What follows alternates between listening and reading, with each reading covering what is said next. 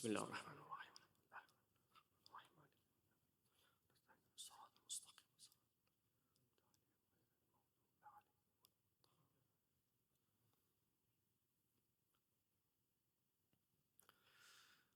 اعوذ باللہ من الشیطان الرجیم، بسم اللہ الرحمن الرحیم۔ الحمد للہ رب العالمین، بارئ الخلائق اجمعین، باعث الانبیاء والمرسلین، ثم الصلاة والسلام والتحیة والاکرام علی افضل الموجودات، العبد المؤید الرسول المسدد المصطفى الامجد والمحمود الاحمد، سیدنا ونبینا وحبیب قلوبنا وشفیع ذنوبنا، صاحب الوقار والسکینہ المدفون بأرض المدینہ، ابی القاسم محمد۔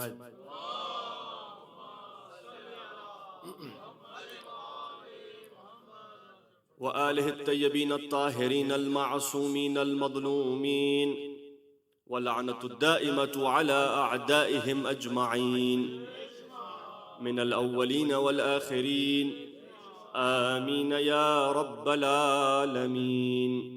اما بعد، قال اللہ سبحانہ وتعالی فی کتابہ الکریم وہو اصدق القائلین وقولہ الحق۔ بسم اللہ الرحمن الرحیم۔ وَإِذْ أَخَذَ رَبُّكَ مِن بَنِي آدَمَ مِن ظُهُورِهِمْ ذُرِّيَّتَهُمْ وَأَشْهَدَهُمْ عَلَىٰ أَنفُسِهِمْ أَلَسْتُ بِرَبِّكُمْ قَالُوا بَلَىٰ شَهِدْنَا، صدق اللہ العلی العظیم۔ صلوات۔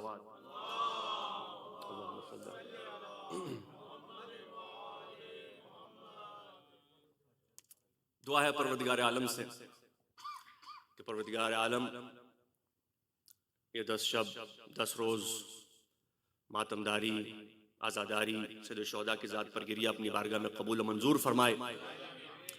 تمام پڑھنے والوں کا پڑھنا، نوحہ خانوں کا نوحہ، جنہوں نے مرثیہ پڑھا، سلام پڑھا، ایک ایک حرف سید الشہداء اپنی بارگاہ میں قبول و منظور فرمائے انشاءاللہ۔ عزیزان محترم، مجالس عشرہ اولا تو عاشور کے دن ختم ہو گیا، لیکن بہرحال عزاداری کا سلسلہ ابھی چلتا رہے گا۔ 40 اور 40 کے بعد امام حسین علیہ السلام کی ذات اقدس سے منسوب ہو جانا ہی ایسی نعمت ہے، یعنی فرش عزا پہ بیٹھنے والا جو باہر تو شاید کسی بلند مقام پر بیٹھنا پسند کرے، لیکن جب فرش عزا کا معاملہ آتا ہے تو وہ فرش پہ بیٹھنا پسند کرتا ہے۔ یعنی ایسا فرش ہے کہ جہاں کسی قسم کی تفریق نہیں، کوئی ڈاکٹر ہے، کوئی ڈرائیور ہے، کوئی کچھ ہے، کوئی طالب علم ہے، کوئی بڑا ہے، کوئی چھوٹا ہے۔ باہر دیگر مقامات پر خاص مقام پر بیٹھنا جنہیں پسند ہے، انہیں حسین کا فرش عزا اس قدر محبوب ہے کہ کہیں بھی جگہ مل جائے حسین کے فرش عزا پر اس سے بڑا کوئی اعزاز نہیں ہے۔ 10 دن آپ کو اور ہمیں یہ اعزاز حاصل ہوا، اور اسی دعا سے آغاز کرتا ہوں مجلس کا کہ انشاءاللہ جب تک زندہ ہیں ہمیں اس فرش عزا پر بیٹھنا اور یہاں پر گریہ کرنا نصیب ہوتا رہے مرتدم تک۔ بس عزیزان محترم، آپ یقیناً تھکے ہوں گے، لیکن اگر خستہ نہیں تو چند جملے آج میں بھی آپ کی خدمت میں عرض کر دوں، اگر برداشت کریں گے آج۔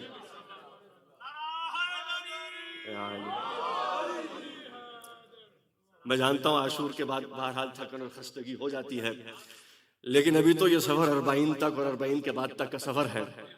ابھی ہماری ڈکشنری میں لفظ خستگی اور لفظ تھکن اور تھکاوٹ نہیں ہے۔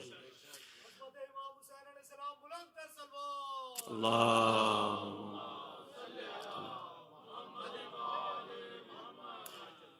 سورہ اعراف کی آیت نمبر 172 کو لے کے آپ کی خدمت میں حاضر ہوا، اور یہی موضوع سخن ہے۔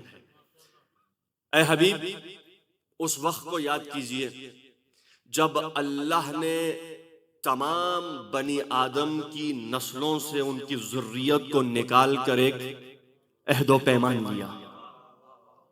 توجہ چاہوں گا، آپ کو لطف آئے گا۔ وَإِذْ أَخَذَ رَبُّكَ مِن بَنِي آدَمَ مِن ظُهُورِهِمْ ذُرِّيَّتَهُمْ اے حبیب وہ موقع، وہ از یعنی وہ وقت، وہ موقع، اے حبیب اس وقت کو یاد کیجئے جب اللہ نے تمام بنی آدم کی نسلوں سے ان کی ذریت کو نکال کر ایک عہد و پیمان لیا، وَأَشْهَدَهُمْ عَلَىٰ أَنفُسِهِمْ، اور انہیں اپنے نفسوں پر گواہ بنایا۔ آپ کو کہیں لے جا رہا ہوں، ذرا میرے ساتھ رہیں، ابھی بس ترجمہ کر رہا ہوں۔ وَأَشْهَدَهُمْ عَلَىٰ أَنفُسِهِمْ، اور پھر ہم نے انہیں اپنے نفسوں پر گواہ بنایا، اور کیا کہا؟ أَلَسْتُ بِرَبِّكُمْ، کیا میں تمہارا پروردگار نہیں؟ قَالُوا بَلَىٰ، سب نے کہا کیوں نہیں، تو ہی ہمارا پروردگار ہے۔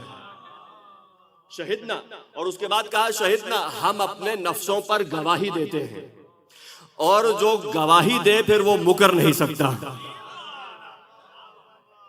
یہاں تک تو قرآن کی آیت تھی۔ اب ذرا غور فرمائیں، اے حبیب بھئی کوئی موقع، یعنی یہ وہ آیت ہے جس کے بارے میں مفسرین کہتے ہیں کہ یہ مارکۃ الآراء آیت ہے، اس قدر اس میں اختلاف ہے، آخر یہ کون سا وقت، آخر یہ کب ہوا جب آپ کو، ہم کو ایک جگہ جو ہمیں یاد بھی نہیں ہے، ہمیں اللہ نے جمع کیا گیا، بنی آدم کی پشتوں سے ان کی ذریت کو کھینچا گیا،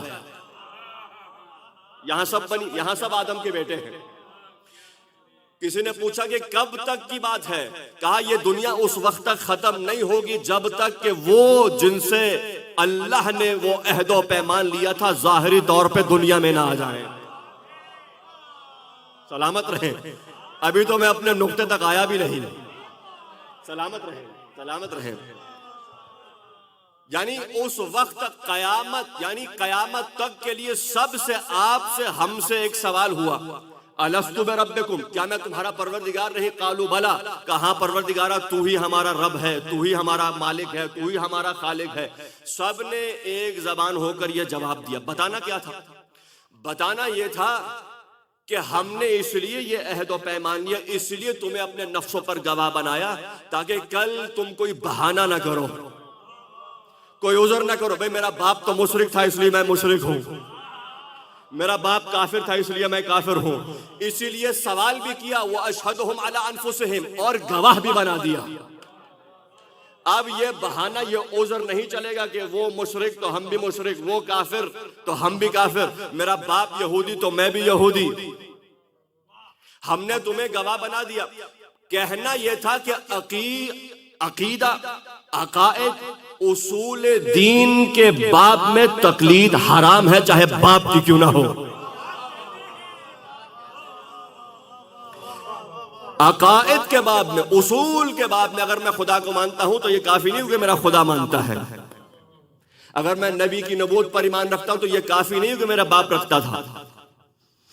اس لیے ہم نے اس وقت یہ عہد لے لیا۔ اب آپ سمجھے وہ حدیث کا مفہوم، کل مولود یولد علی الفطرہ، ہر پیدا ہونے والا بچہ فطرت یعنی اسلام پر پیدا ہوتا ہے، کیونکہ سب نے قالوا بلا، سب اقرار کر چکے تھے، اقررنا شہدنا، اقرار بھی کر دیا اور ہم اپنے نفسوں پر گواہ بھی بنے ہیں کہ ہاں تو ہی پروردگار ہے۔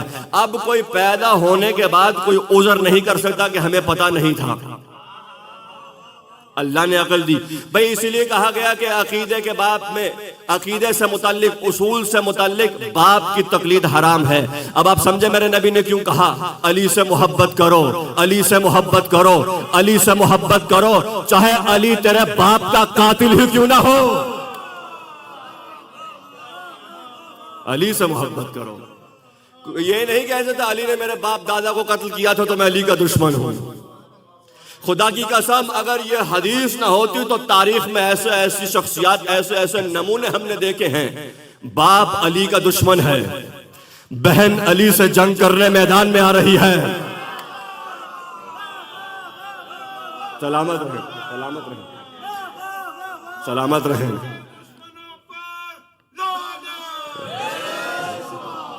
تو جائے حضرات، علی سے محبت کرو چاہے علی تیرے باپ کا قاتل ہی کیوں نہ ہو۔ اور تاریخ گواہ ہے کہ ایسی ایسی شخصیات جو باپ کے مخالف بھی ہیں اور بہن سے جنگ بھی کر رہے ہیں۔ کل مولود یولد علی الفطرہ، ہر پیدا ہونے والا اس جو اسی آیت کی وجہ سے مفسرین نے اس قسم کے الفاظ کو رائج کیا۔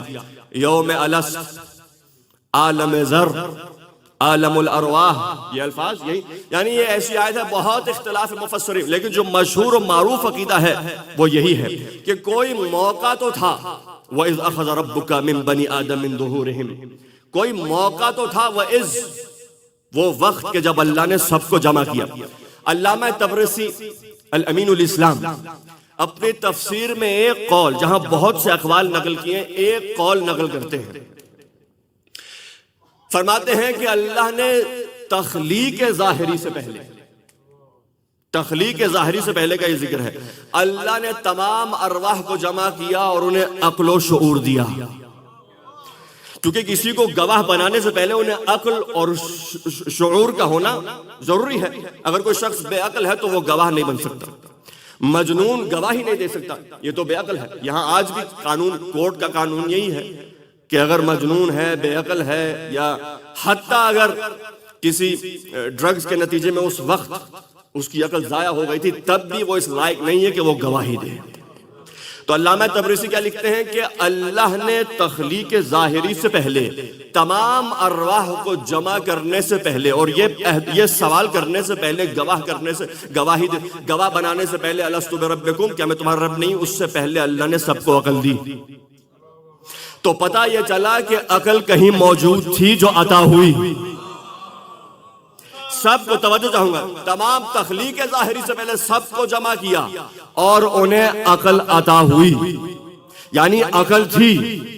اب آپ کتاب اٹھائیے، اصول کافی ہماری سب سے بڑی کتاب ہے، 4 کتابوں میں جو بڑی کتاب ہے، اس کا پہلا باب، پہلا جو چیپٹر ہے، جو پہلی کتاب ہے، کتاب العقل والجہل، پہلی چند احادیث کا اگر آپ مطالعہ فرمائیں تو ان میں آپ کو یہ روایات ملیں گی۔ اللہ کے نزدیک کوئی مخلوق اتنی محبوب نہیں ہے جتنی عقل ہے۔ اللہ نے کسی مخلوق کو پیدا کر کے اتنا فخر نہیں کیا جب عقل کو پیدا کیا۔ حتیٰ یہاں تک بعض روایات کا مفہوم ہے کہ اللہ عقل سے مخاطب ہو کر کہہ رہا ہے کہ میں تیری وجہ سے جزا دوں گا، میں تیری وجہ سے سزا دوں گا، یعنی جو عقل استعمال کر کے راہ حق تک آ جائے گا میں اسے ثواب دوں گا، اور جو عقل کو اگنور کر کے راہ راست سے ہٹ جائے گا اسے میں عقاب، عذاب دوں گا۔ اور بعض روایات میں تو یہاں تک وارد ہوا ہے کہ پہلی مخلوق جو اللہ نے پیدا کی ہے وہ عقل ہے۔ اچھا آپ کہیں گے پھر اس حدیث کا کیا، کہ جہاں پیغمبر ارشاد فرمائے کہ اول ما خلق اللہ نوری، بعض روایات اور اسی الکافی میں آپ کو مل جائیں گی اس قسم کی روایات کہ اللہ نے وہ مخلوق جو سب سے پہلے بنائی وہ عقل ہے، اس لیے فلاسفہ کہتے ہیں عقل اول، سب سے مخلوق جو خلق ہوئی وہ عقل ہے۔ اتنی محبت کسی مخلوق سے نہیں جتنی عقل سے۔ عقل کی بنا پر سزا بھی ہے، عقاب بھی ہے، ثواب بھی ہے، اجر بھی ہے۔ بھائی تو علماء، فلاسفہ، متکلمین یہ کہتے ہیں حقیقت تو یہ ہے ان دونوں قسم کی روایات میں کوئی تضاد نہیں ہے، کیونکہ عقل بھی نور ہے اور مصطفیٰ کا وجود بھی نور ہے۔ حقیقت تو یہ ہے کہ جس نور کو اللہ نے پیدا کیا تھا دراصل اس کی حقیقت ہی عقل کل ہے۔ میرے نبی کا نور اول ما خلق اللہ نوری، وہ جو نور بنا تھا دراصل اس کی حقیقت یہی عقل ہے، عقل کل، عقل تام، اس لیے میرا نبی عقل کل کا مالک ہے۔ اب اگر آمادہ ہیں تو جملہ ہدیہ کر رہا ہوں، سب کو جمع کیا، علامہ طبرسی، سب کو جمع کیا اور عقل عطا ہوئی، یعنی کسی کے صدقے میں عقل ملی، تمام ارواح کو عقل و شعور عطا۔ پھر سوال ہوا الستو بربکم، تو جس کے صدقے میں تمہیں عقل مل رہی ہے، اب اسی بنی آدم کی نسل میں کون نالائق اگر محمد کی عقل پہ شک کرے؟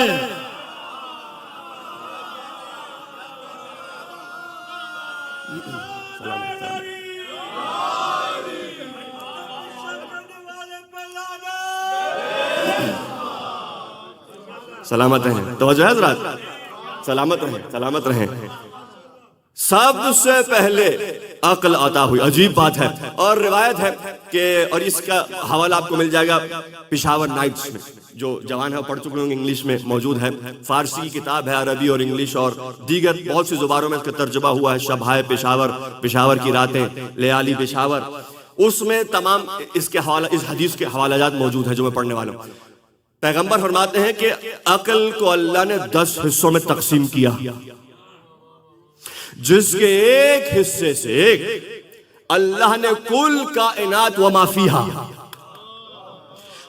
پوری کائنات ہر دور سے، یعنی یہ نہیں کہ آج کی کائنات آج کے دور میں، یعنی آدم کے دور کی کائنات، موسیٰ کے دور کی کائنات، عیسیٰ کے دور کی کائنات، آدم سے لے کے خاتم تک، خاتم سے لے کے قیامت تک جب جب کائنات ہے وما فیہا، اللہ نے ہر چیز کو پیدا کیا ایک حصے سے، عقل کے 10 حصے، ایک حصے سے اللہ نے کل کائنات وما فیہا، جو گزر گئے جو آنے والے ہیں سب کو ایک عقل کا حصہ ملا۔ کہا اے اللہ کے نبی باقی 9 حصے، کہا باقی 9 حصوں سے اللہ نے میرے بھائی علی کو پیدا کیا۔ اللہ اکبر، اللہ اکبر۔ میں کچھ کہنا چاہ رہا ہوں، کچھ کہنا چاہ رہا ہوں۔ 9 حصوں سے اللہ نے میرے بھائی علی ابن ابی طالب کو بنایا، اب جو علی جیسا عاقل ہے، خدا کی قسم اگر چھوٹے بھائی کا یہ مقام ہے تو جو بڑا بھائی ہو، اللہ اکبر، اللہ اکبر، اللہ اکبر، کیا مقام ہوگا میرے نبی کا۔ عقل، اس لیے علی پیغمبر اسلام عقل کل و عقل تا، جہاں عقل کی انتہا ہے وہ ہے میرا نبی۔ عقل اول پیغمبر ہے، نور اول پیغمبر ہے، خلق اول پیغمبر ہے، صادر اول پیغمبر ہے۔ یہ وہی حقیقت محمدیہ کا نام ہے۔ آپ کی وجہ سے سزا ہے، آپ کی وجہ سے عقاب ہے عزیزان محترم۔ اسی لیے تو مفسرین لکھتے ہیں اس آیت کے ذیل میں کہ اسی لیے کا شہدنا اقررنا، ہم اقرار کرتے ہیں، قالوا بلا، پیغمبر فرماتے ہیں۔ اب روایت ہے، کتاب کا نام ہے بشارت المصطفیٰ لشیعۃ المرتضی، العلامہ طبری، العلامہ طبری غالباً نام، عماد الدین الطبری، یہ ہماری کتاب ہے، یہ دوسرے طبری نہیں ہے، یہ ہمارے ہیں۔ اس میں روایت موجود ہے کہ سب جمع ہوئے، اللہ نے حجت تمام کر دی، الستو بربکم، کیا میں ہوں تمہارا پروردگار؟ کہا کیوں نہیں۔ پھر سوال ہوا کیا یہ پیغمبر اسلام کا نور، کیا یہ میرے رسول اور نبی نہیں؟ قالوا بلا، سب نے ایک وقت میں ایک زباں ہو کے سب نے جواب دیا جی، کیوں نہیں، یہی آپ کے رسول ہیں، یہی آپ کے نبی ہیں۔ اس کے بعد علی ابن ابی طالب کا نور سامنے آیا، اللہ اکبر۔ اب تیسرا سوال ہوا، You cannot depend on Stephanie's perfect parking spot to stay perfect. But you can depend on her car starting because she has an Interstate battery. Interstate batteries, outrageously dependable. اچھا حیرت کی بات یہ ہے جب سوال کیا جا رہا ہے نا، اس میں ارواح انبیاء بھی موجود ہیں۔ کیا سب سے پہلے توحید، یعنی توحید کی حجت تمام ہو گئی، پھر نبوت کی حجت تمام ہو گئی، اب معاملہ ہے امامت اور ولایت کا۔ کیا یہ میرے ولی اور میرے خلیفہ اور جان نشین محمد نہیں؟ مولا فرماتے ہیں، پیغمبر اسلام فرماتے ہیں کہ اب اکثریت خاموش رہی، عالم ذر اکثریت خاموش رہی، سوائے چند قلیل جماعت کے، ایک قلیل چھوٹی جماعت کے علاوہ اکثریت، ظاہر اس وقت چھوٹی جماعت بھی بہت بڑی جماعت ہے، اس میں سب جمع ہیں، لیکن پھر بھی قلیل بعض افراد کے علاوہ اکثریت خاموش، انکار کیا، یعنی اکثر منکر علی ہو گئے۔ بھئی اگر عالم ذر سمجھ لینا تو آپ کو غدیر سمجھ میں آ جائے۔ اس دنیا میں جو علی کا منکر ہوا تھا وہ غدیر میں بھی منکر رہا تھا، اب چاہے وہ ظاہری طور پہ آ کے 1000 مرتبہ بخن کرتا رہے، سلامت رہیں، سلامت رہیں۔ جو اس دنیا میں بھئی فیصلہ ہو گیا تھا، اسی لیے میجورٹی پر ہونا ناز نہیں ہے، ولایت پر ہونا ناز ہے، فخر ہے، ولایت پر ہونے میں فخر ہے۔ اکثریت کی تو قرآن نے دھجیاں اڑا دی ہیں، اکثرہم لا یعلمون، یہ میجورٹی کیا جانے، یہ اکثریت کیا جانے، اکثریت میں ہونا معیار نہیں ہے، حق پر ہونا معیار ہے۔ اسی لیے سب کو جمع کیا گیا اور کہا کہ اب نہیں، اب یہ بہانے بازی نہیں چلے گی۔ اچھا ہم نے، اگر تم کافر کے گھر میں بھی پیدا ہوئے ہو، یہودی کے گھر میں، باپ مسیحی ہے، مشرک ہے، تو اللہ نے عقل تو دی ہے، اللہ نے عقل، اور خود روایت کہتی ہے عقل بھی ایک ہادی ہے۔ ہادی ہے جسے آپ کہتے ہیں کہ خارج میں ایک ہادی اور درون میں داخلی ہادی جسے ہے کہا گیا، وہ عقل۔ خارج میں جو ہادی ہیں وہ سلسلہ نبوت ہے، کہتا میں ہی تمہارا رب ہوں۔ فرعون، آسیہ مومنہ ہے، کیونکہ بعض لوگ کہتے ہیں بھی ایک لفظ استعمال ہوتا ہے جبر محیط، یعنی میری جو محیط ہے، میرا جو ماحول ہے، مجھے ماحول ہی ایسا ملا تھا، میں کفر کے گھرانے میں پلا، یا میں اگر برا نہ منائے تو جملہ کہ میں ایسے گھرانے میں پلا ہوں جہاں سب علی کے منکر تھے، یہ بہانہ نہیں چلے گا۔ اللہ نے عقل دی ہے، اور عقل چیخ چیخ کے بتا رہی ہے کہ علی سے بڑا کوئی عاقل نہیں ہے۔ یہ بہانہ نہیں چلے گا کہ بھئی میرا ماحول ایسا تھا، میں ایسے ماحول میں جو ہے رہا کہ جہاں سب علی کے منکر ہیں، جہاں سب امامت کے منکر ہیں، جہاں کوئی ولایت پہ غور نہیں کرتا۔ قرآن نے مثال دی حضرت آسیہ کی، اور اسی کے برابر میں ایک اور مثال دی، توجہ چاہوں گا۔ بعض اوقات ماحول اچھا ہے، کہیں لے جا رہا ہوں آپ کو، اور وہ آیت بھی ہے کہ اب اگر میرے ذہن میں آ جائے، وَضَرَبَ اللَّهُ مَثَلًا لِلَّذِينَ كَفَرُوا امرأة نوح وامرأة لوط۔ اگر تھک گئے تو مجھے بتا دیں، میں بس ختم کر رہا ہوں۔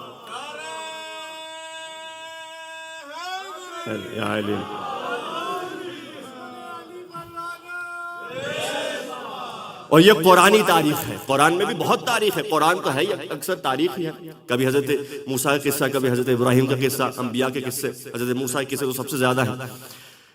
کہا کہ پروردگار عالم مثال دے رہا ہے کافروں کے لیے، کون؟ ہمارے نبی نوح کی زوجہ، نوح کی بیوی، اور ہمارے نبی لوط کی بیوی۔ یعنی ایک ماحول یہ ہے کہ ماحول کفر کا ہے لیکن زوجہ مومنہ ہے۔ اب ایک مرتبہ ایسا مقام ہے کہ ماحول،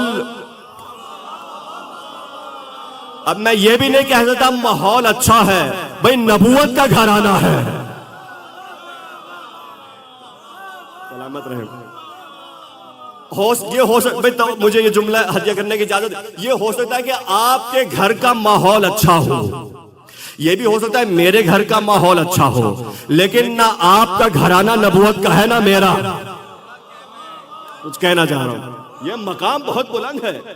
نبوت کا گھرانہ ایسا ہے کہ خود نبی رک رک کے سلام کرے، یہ ہے نبی کا گھرانہ۔ نبوت کا گھرانہ ہے جس میں نبی ہیں، جہاں نبی ہے وہاں عصمت ہے، وہاں پاکیزگی ہے، وہاں پیغام اسلام ہے، وہاں حلال و حرام کی تعلیم ہے۔ اس کے باوجود کیا فرمایا؟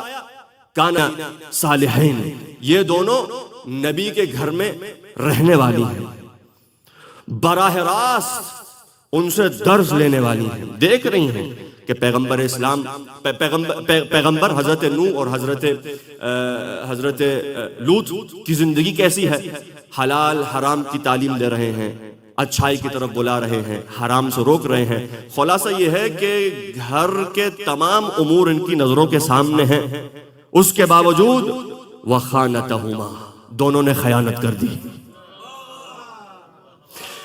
اس سب کے باوجود دونوں نے خیانت کر دی۔ اب قیامت کے دن کیا آواز آئے گی کہ داخل ہو جاؤ نار جہنم میں۔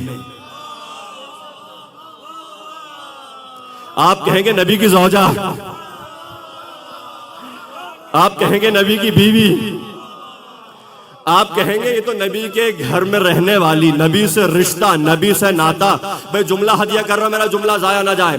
اگر دل میں نبی کی حقیقی محبت اور اطاعت نہ ہو تو چاہے کوئی نبی کی بیوی ہو،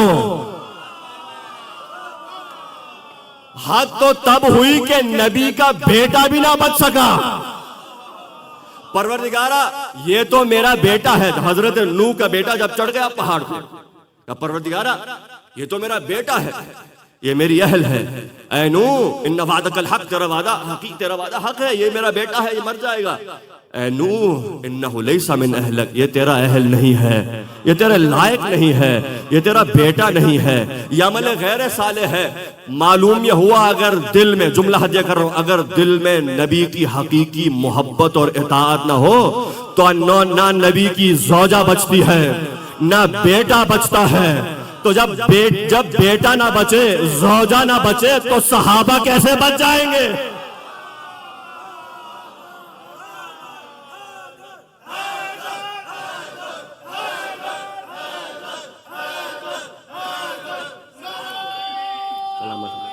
جزاک اللہ. توجہ آپ نے, جب زوجہ نہ بچے, جب بیٹا نہ بچے, تو یہ دوست کیا کر لیں گے؟ مختصر تعلق رکھنے والے. عزیزو یہی تو کمال ہے اس آیت کا کہ ہم نے تمہیں پہلے ہی بتا دیا اور تمہیں گواہ بنا دیا کہ بعد میں آپ کوئی عذر نہ کرے کہ ہمیں ماحول ایسا ملا تھا, ہمیں ماحول ویسا ملا تھا. اذان محترم, بچہ پیدا ہوا اسلام پر, فطرت پر. جب تک بچہ وجود مادر میں ہے اللہ انتظام کر رہا ہے. مختصر کر رہا ہوں بس. جب تک بچہ وجود مادر میں ہے پروردگار عالم ایسا انتظام کرتا ہے کہ اسے بھوک یا پیاس ان چیزوں کا احساس نہیں ہے. ماں کی جو غذا ہے وہی خون میں جا کے بچے کی غذا بنتی ہے. کچھ کہنا چاہ رہا ہوں. وہ جو کہتے ہیں ہمیں نہیں پتا تھا, ہماری ساری زندگی ایسے گزری, ہمیں کیا پتا کہ علی کا مقام کیا ہے, ہمیں کیا پتا یہ 12 امام کون ہے, ہمیں کیا پتا یہ 12واں کون ہے. زمانے کا قانون ہے. آج آنے والی نسلیں وہ سب کچھ کشف کر چکی ہیں, ڈسکور کر چکی ہیں جو ان کے باپ دادا نہیں جانتے تھے. آج تو آپ لائٹ جلا کے بیٹھے نا, ایک زمانے میں ایک چراغ جلا کے سب بیٹھتے. سائنس کی فیلڈ اس قدر ترقی کر چکی ہے. ڈاکٹر صاحب نہیں, آج ڈاکٹر صاحب نہیں, وہ تائید کریں گے کہ آج ڈاکٹر صاحب وہ جانتے ہیں کہ ان کے باپ دادا نہیں جانتے تھے. ہے ایسا یا نہیں؟ یعنی آنے والی نسلیں وہ سب ترقی, وہ سب پیش رفت اور ایسی ایسی چیزیں کشف اور ڈسکور کرتی ہیں کہ جو باپ دادا نے ڈسکور نہیں کی تھی. تو جب یہ سب معلوم ہو سکتا ہے تو کیا لفظ مولا کا مالا معلوم نہیں ہو سکتا؟ بس مختصر کر رہا ہوں.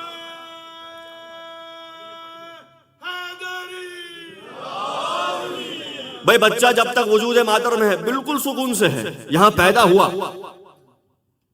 جدا ہوا ماں سے, احساس جو, احساس گرسنگی, احساس بھوک اور تشنگی ہوئی, ہاتھ پیر مارے رونا شروع کر دیا. ذرا بیدار ہو کے سنیں گے, آپ کو لطف آئے گا اس جملے میں. جیسے ماں سے جدا ہوا, بھوک لگی, رونا شروع کیا. اب جب تک شیر مادر نہ ملے اس کا پیٹ نہیں بھرتا, پیٹ نہیں بھرتا تو اسے سکون نہیں ملتا. بھئی جیسے ہی شیر مادر ملا, ماں نے دودھ دیا, سکون مل گیا. اللہ نے بتا دیا کہ تم دنیا میں آنے سے پہلے بھی ماں کے محتاج تھے, پیدا ہونے کے بعد بھی ماں کے محتاج ہو, اور قیامت میں بھی ماں کے محتاج رہو گے, کیونکہ جنت ماں کے قدموں تلے ہے. کہیں لے جا رہا ہوں آپ کو, ذرا بیدار ہو کے. یعنی جب وجود مادر, محتاج مادر, پیدا ہوا محتاج ماں, قیامت میں کہا ماں کا احترام کرو, ماں کے قدموں کے نیچے تمہاری جنت ہے. تو انسان ہر حالت میں ماں کا محتاج بھی ہے, ماں کا مقروض بھی ہے. لیکن اگر ماں خود ہی جہنمی ہو,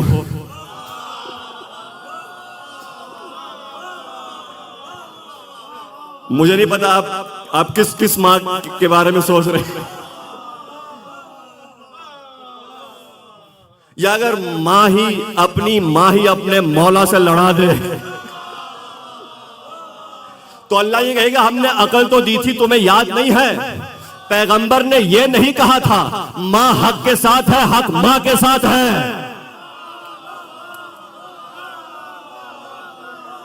لیکن یہ کہا تھا علی مع الحق والحق مع علی.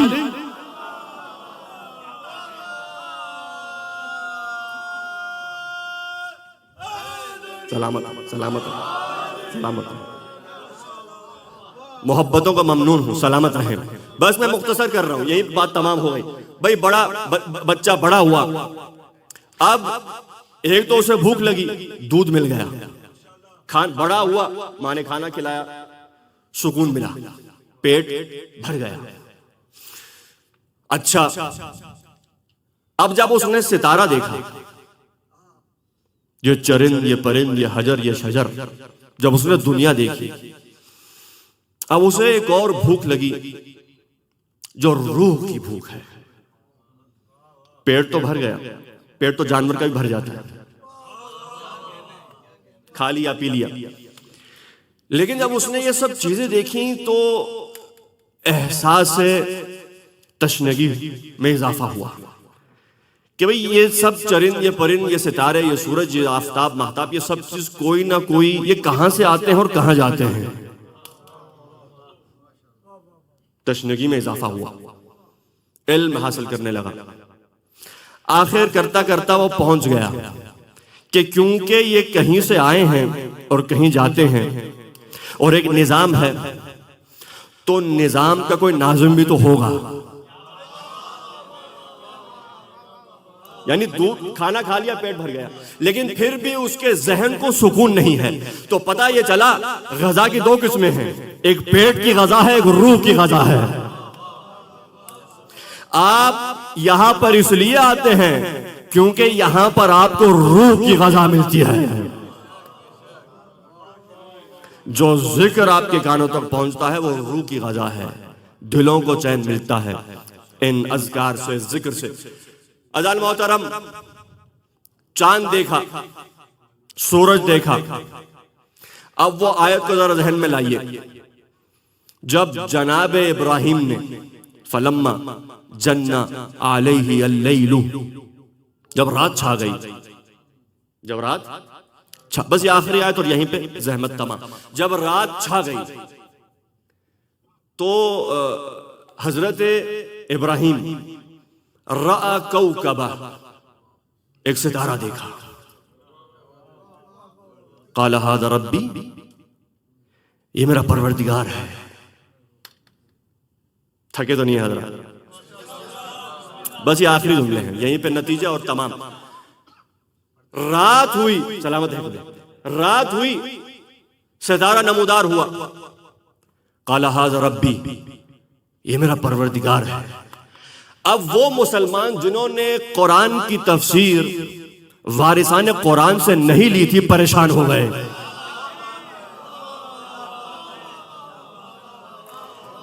ابراہیم خلیل خدا یہ کیا کہہ رہے ہیں؟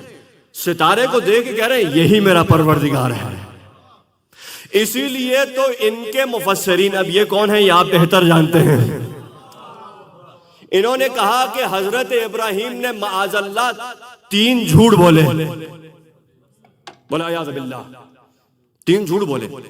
یہ جھوٹ نہیں، مسلمان تھے ابراہیم، لیکن یہاں جھوٹ بول دیا انہیں. وہ کہتے ہیں نا انگلش میں وائٹ لائی، سفید جھوٹ. انہوں نے جھوٹ بولا. اذان محترم، در اہل بیت سے دوری میں ایسا خدا پاگل کرتا ہے کہ تم مجبور ہو جاتے ہو، کبھی نبی جھوٹ بول رہے ہیں اور کبھی انہیں ہذیان ہو رہا ہے.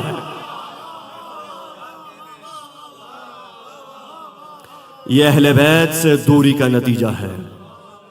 کہا انہوں نے جھوٹ بولا. اذان محترم، حضرت ابراہیم نے یہ کہا، قال یہ قرآن ہے، انہوں نے کہا، لیکن یہ ان کا انداز بیان تھا. اب انداز قرآن وہی بتا سکتا ہے جو بولتا ہوا قرآن ہوگا. فلما جن علیہ اللیل رأى کوکبا قال هذا ربی، کہا کہ یہ میرا پروردگار ہے۔ مثال دوں آپ نے، مثال کے طور پہ کتاب ہے، یہ کتاب ہے میری، آپ نے کہا قبلہ ایک ہفتے کے لیے کتاب مجھے دیجیے، میں پڑھنا چاہتا ہوں، ہفتے کے بعد میں آپ کو واپس کر دوں۔ ہفتے کے بعد آپ کتاب لائے تو کتاب کی حالت ایسی تھی کہ میں پہچان نہ سکا، اور تعجب میں نے کہا یہ میری کتاب ہے۔ اب مجھے نہیں پتا کہاں تک یہ بات واضح ہوئی ہے، تعجب میں یہ میری کتاب ہے۔ ابراہیم نے ستارہ دیکھا اور جو ستارہ پرست کھڑے تھے ان سے کہا یہ میرا رب ہے۔ فلما افل، اور اس کے بعد جب ستارہ ڈوبا، غائب ہو گیا، تو آواز آئی لا احب الآفلین، میں ڈوبنے والوں کو پسند نہیں کرتا۔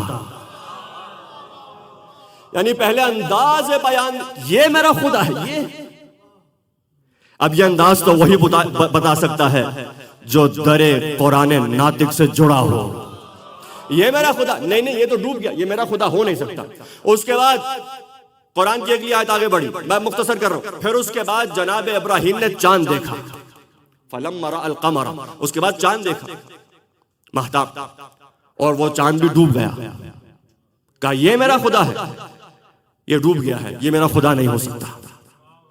تو جو چاند کی پوجا کرتے تھے ان پہ حجت تمام ہو گئی، جو ستاروں کی پوجا کرتے تھے ان پہ حجت تمام ہو گئی۔ فلما رأى الشمس، اور اس کے بعد جب شمس کو دیکھا، سورج کو دیکھا، اور کہا یہ تو سب سے بڑا ہے، سورج بھی ڈوب گیا، کہا یہ بھی میرا خدا نہیں ہو سکتا۔ اب سب پر حجت تمام ہو گئی، تینوں پر، تین گروہ تھے، گروہ تین تھے، ڈوبنے والے بھی تین تھے۔ بتانا یہ تھا کہ کبھی تین پہ بھروسہ نہ کرنا، جب ڈوبیں گے تمہیں بھی لے مریں گے۔ یہ قرآن ہے۔ ابھی میں قرآن سے ہی متصل ہوں، ابھی میں قرآن سے متصل ہوں۔ کہا یہ میرا خدا نہیں ہو سکتا، یہ میرا خدا نہیں ہو سکتا، یہ میرا خدا نہیں ہو سکتا۔ یہ تینوں نالائق ہیں۔ میرا خدا تو وہ ہے جو ان سب سے بڑا ہے، جو ان کو پیدا کرنے والا ہے، جو ان کو خلق کرنے والا ہے، اس نظام کو برقرار رکھنے والا ہے۔ اذان محترم، اسی لیے وہ عالم ذر میں وہ گواہ بنائے گئے تمام تخلیق ظاہری سے پہلے، تمام ارواح، تاکہ فطری طور پر ہمارے پاس کوئی نہ کوئی ثبوت ہو، عقل سے ہم تسلیم کریں، عقل سے تسلیم کریں کہ اگر خدا ہے تو کیسا ہے، کیوں ہے، ایک ہے تو ایک کیوں، دو ہے تو دو کیوں نہیں ہیں، اور اگر دو ہیں تو اس کی دلیل کیا ہے، اگر ہم پیغمبر اسلام کی نبوت کے قائل ہیں تو اس کی وجہ کیا ہے، اور اگر نبی کے بعد علی کے قائل ہیں تو اس کی وجہ کیا ہے۔ نحن ابناء الدلیل، ہم دلیل کے ماننے والے ہیں۔ پیغمبر اسلام نے دلیل سے قائل کیا تھا۔ علی ابن ابی طالب اور پیغمبر تشریف فرما ہے، اور یہیں سے میں رب دینے والا ہوں مصاحب سے۔ پیغمبر اسلام اور علی تشریف فرما ہے، اور یہ جملہ نہج البلاغہ میں موجود ہے، خطبے کا نام ہے خطبۃ القاسیہ، اس میں یہ موجود ہے۔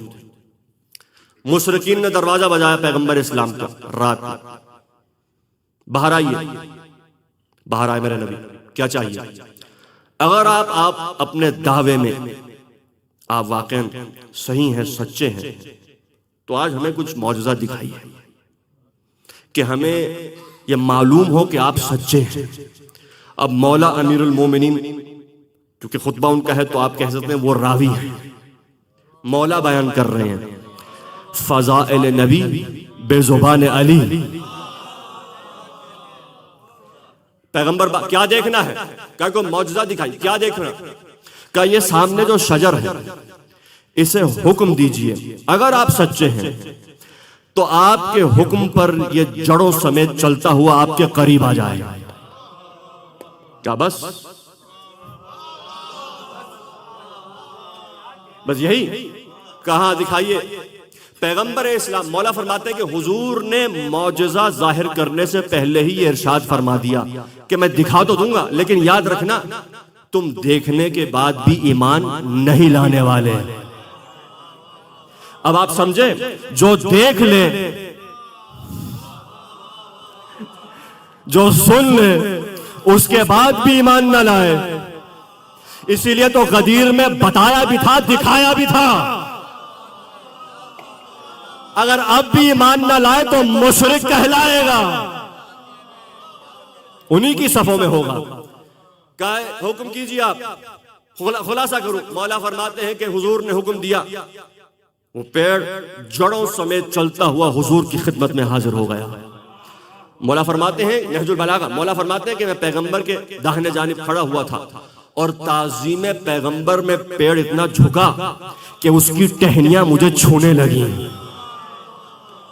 اللہ اکبر.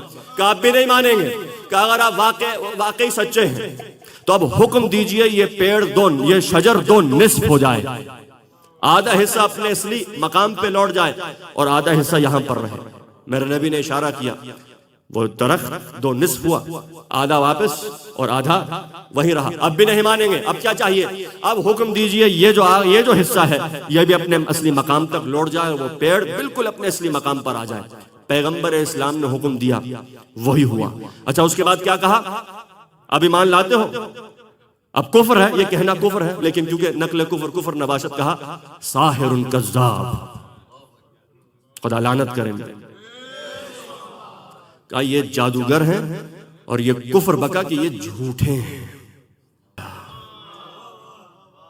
جو نبی کو جھوٹا کہے, جو نبی کی صلاحیت پہ شک کرے.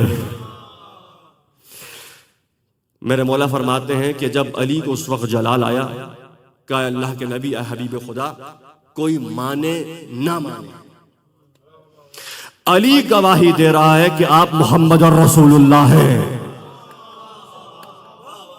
مجلس ختم ہو گئی یہیں پہ.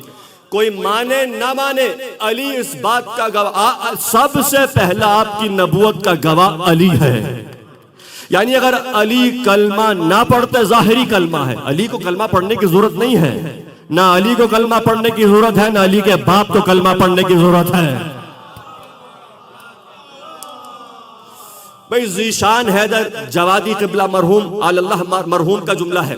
کیا فرماتے ہیں کہ علی علیہ السلام جب پیدا ہوئے, مرحوم کا جملہ ہے علامہ ذیشان حیدر جوادی, فرماتے ہیں کہ علی ابن ابی طالب پیدا ہوئے, گہوارے میں قرآن پڑھ کے دکھایا پیغمبر اسلام کو, سورہ مومنین کی تلاوت کی. یہ اس بات کا ثبوت تھا کہ امام جب آتا ہے, آ کر زمین پر رہ کر اسلام لاتا نہیں ہے, جب آتا ہے تو لے کے آتا ہے. میرے مولا فرماتے ہیں, میں گواہی دیتا ہوں, کلمہ پڑھ رہے ہیں رسول خدا کا, گرچہ آپ کو ضرورت نہیں ہے, لیکن اس کے بعد ایسی جرت, یعنی اب مکے میں جو میرے نبی کا کلمہ پڑھے گا وہ علی کے کلمے کا مقروض رہے گا.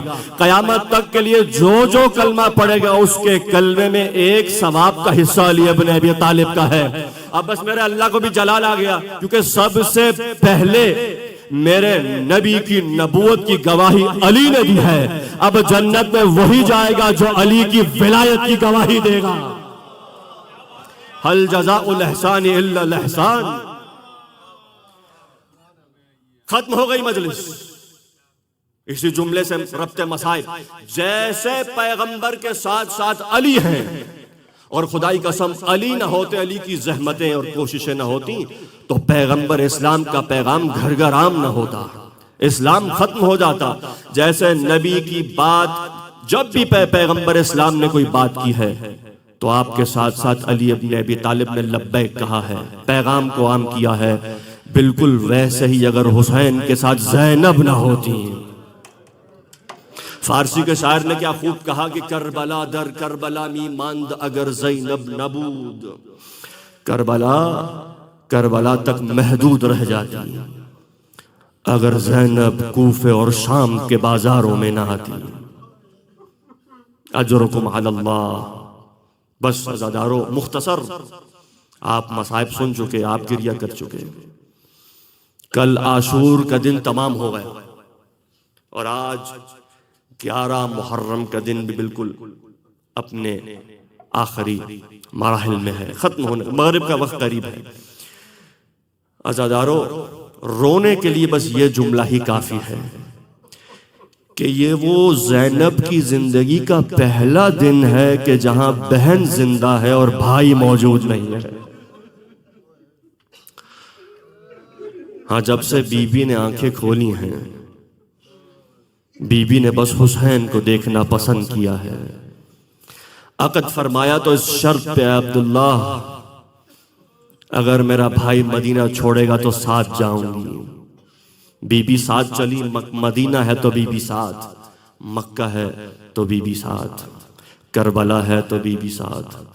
لیکن اب بی بی کو تنے تنہا کوفہ اور شام کے بازاروں میں جانا ہوگا۔ عزادارو، میرے مولا حسین کا جہاد ختم ہوا، اب زینب کا جہاد شروع ہونے جا رہا ہے۔ اجرکم علی اللہ، اجرکم علی اللہ۔ ایک جملے سے آغاز کروں، تمام شہدائے کربلا پیاسے شہید ہوئے ہیں، لیکن ہر شہید کی پیاس جو تھی اس کی کوئی نہ کوئی حد تھی۔ جو شہید جب شہید ہوا، حضور نے اپنے ہاتھوں سے حوض کوثر سے پانی پلایا۔ اس لیے جب علی اکبر گرے ہیں نا تو کہا، بابا جان ھذا جدی رسول اللہ، یہ میرے جد رسول خدا ہے، یہ مجھے جام کوثر پلا رہے۔ جو شہید ہوا ہے، حضور نے اپنے ہاتھوں سے جام کوثر پلایا ہے، اپنے ہاتھوں سے پانی پلایا ہے حوض کوثر کا۔ اب آپ تصور کیجئے، آغاز میں امام حسین نے اپنے اصحاب کو بھیجا، اور تاریخ گواہ ہے جنگوں میں یہ ہوتا تھا کہ اہل بیت پہلے اپنی اولاد کو آگے کرتے اور بعد میں اصحاب کو، لیکن کربلا کے میدان میں یہ روش بالکل برعکس ہے۔ پہلے میرے مولا حسین نے اصحاب کو بھیجا، پھر اولاد کو۔ جانتے ہیں کیوں؟ کیونکہ مولا جانتے تھے یہ میرے اصحاب یہاں میری وجہ سے ہیں، یہ میرے مہمان ہیں، اور میرے پاس پانی تک نہیں کہ میں انہیں 2 گھونٹ پانی پلا دوں۔ اب اگر پانی نہیں دے سکتا تو انہیں پیاسا بھی نہیں رکھوں گا۔ اے حبیب جاؤ، اے مسلم جاؤ، اے حر جاؤ، جاؤ، میرے نانا تمہیں سیراب کریں گے۔ بھئی ایک ایک کر کے سارے صحابہ شہید ہو گئے، اصحاب حسینی۔ پھر علی اکبر کو بھیج رہے ہیں، پھر جناب اونا محمد کو بھیج رہے ہیں، آل عقیل کو، آل جعفر الطیار کو، آل حسن کو بھیج رہے ہیں، یہاں تک کہ وہ مرحلہ آیا کہ اب جناب عباس بھی جا رہے ہیں۔ یعنی کیونکہ جناب عباس سب سے آخر میں گئے ہیں، تو اب آپ تصور کیجئے جب فرات میں اترے ہوں گے تو پیاس کی شدت کا کیا عالم ہوگا۔ اس کے باوجود میرے مولا عباس نے پانی اٹھا کے ایک مرتبہ فرات پہ دے مارا، نہر القمہ پہ دے مارا۔ اب عزادارو ذرا تصور کیجئے، عباس کو آخر تک رکھنا سمجھ میں آتا ہے۔ عباس بڑے ہیں، عباس شجاع ہیں، عباس بہادر ہیں، لیکن ہائے وہ 6 مہینے کی جان، وہ بے شیر بچہ، اسے آخر تک رکھنے کا فلسفہ میری سمجھ سے باہر ہے۔ بس عزادارو، اب یہ علی اصغر کی پیاس کیا ہوگی میں نہیں جانتا، لیکن علی اصغر کی پیاس، آتش کی بھی ایک حد ہے، لیکن ہائے عصر عاشور۔ اس لیے میرے مولا فرماتے ہیں، سلام ہو ان خشک ہونٹوں پر۔ میرا مولا حسین سب سے پیاسا گیا عصر عاشور، کیونکہ سب سے آخر میں میرا مولا شہید ہوا۔ مرحوم نکن صاحب کا جملہ ہے، کیا فرماتے ہیں؟ کہتے ہیں، دستہ جب جوڑ کے عرض کر رہا ہوں، کہتے ہیں حسین کی پیاس کی بھی ایک حد تھی۔ عصر عاشور مولا حسین بھی چلے گئے، لیکن ہائے زینب کی پیاس، کہتے ہیں کہ ہمیں نہیں معلوم زینب نے پانی کب پیا۔ بھئی جب پانی آیا بھی تھا، لیکن زینب، مرحوم فرماتے ہیں زینب کا پینا میرے یہاں ثابت نہیں ہے، اب خدا جانتا ہے۔ میں کہتا ہوں کیا حسین کے بعد، کیا بھائی کے بعد بہن کا جی چاہے گا بہن پانی پیے؟ بس عزادارو، زینب کا جہاد شروع ہو گیا۔ میں کیسے ادا کروں یہ جملے؟ شام غریبہ جب آگ لگی، ایک خیمے سے بیبیاں دوسرے خیمے میں، دوسرے خیمے سے تیسرے خیمے میں، یہاں تک کہ جب سارے جناب زینب کے پاس ساری بیبیاں ثانیہ زہرا کی خدمت میں آ کے کہتی ہیں، بی بی ہمارا جینا مرنا آپ کے ساتھ ہے، بتائیے کیا جل کے مر جائیں یا خیموں سے باہر قدم رکھیں؟ ایک مرتبہ جناب زینب کبریٰ، جو اب جناب زینب کبریٰ ذمہ دار ہیں، جانشین ہیں سیدہ فاطمہ کی، ثانی زہرا ہے، تمام بیویوں کو لے کے آئی، کہاں بیٹا سجاد کیا حکم امامت ہے، مر جائیں یا خیموں سے باہر آئیں؟ مولا فرماتے نہیں، باہر آ جائیں۔ بس عزادار اور راوی کہتا ہے کہ ہم نے دیکھا ساری بیویاں باہر آ کے ایسے بھاگی، ایسی بکھری ہیں جیسے تسبیح کے دانے ٹوٹ کے بکھرتے ہیں۔ ایک بی بی کو میں نے دیکھا کبھی خیمے کے اندر، کبھی خیمے سے باہر، کبھی باہر آ کے دائیں دیکھے، کبھی بائیں، پھر خیمے کے اندر، کہ جیسے کوئی بہت قیمتی شے خیمے میں ہے۔ اسی اسنا میں میں نے دیکھا بی بی خیمے میں گئی، اب جب برآمد ہوئی تو بی بی کی کمر جھکی ہوئی ہے، پشت پہ ایک بیمار ہے جو چل نہیں سکتا۔ بس عزاداروں اسی جملے پہ زحمت تمام۔ آج کیونکہ جناب زینب کو یاد کیا جاتا ہے، آج زینب کے بھائی موجود نہیں ہے، آج نہ حسین ہے، نہ عباس ہے، نہ آل علی ہے۔ بس عزاداروں مرحوم آیت اللہ شیخ محمد اشتہاردی کا مقتل ہے، سوگ نامے آل محمد میں یہ جملے موجود ہیں، فارسی کا مقتل ہے۔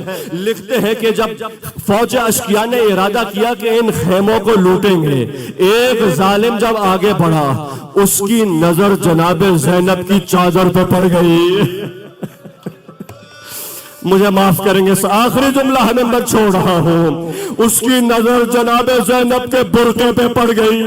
کہتا کہ اگر یہ چادر میرے ہاتھ آ جائے تو میں اسے فروخت کر دوں گا، میں اسے بیچ دوں گا۔ بھئی کیا لکھا کتاب میں؟ لکھا کہ ظالم آگے بڑھتا ہے، آگے بڑھ کے ظالم نے بی بی کی چادر پہ ہاتھ ڈالا،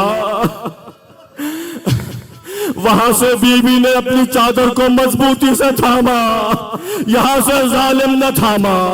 روایت کہتی ہے کہ ظالم نے کھینچنا چاہا، آخر علی کی بیٹی تھی، زینب نے مضبوطی سے تھاما۔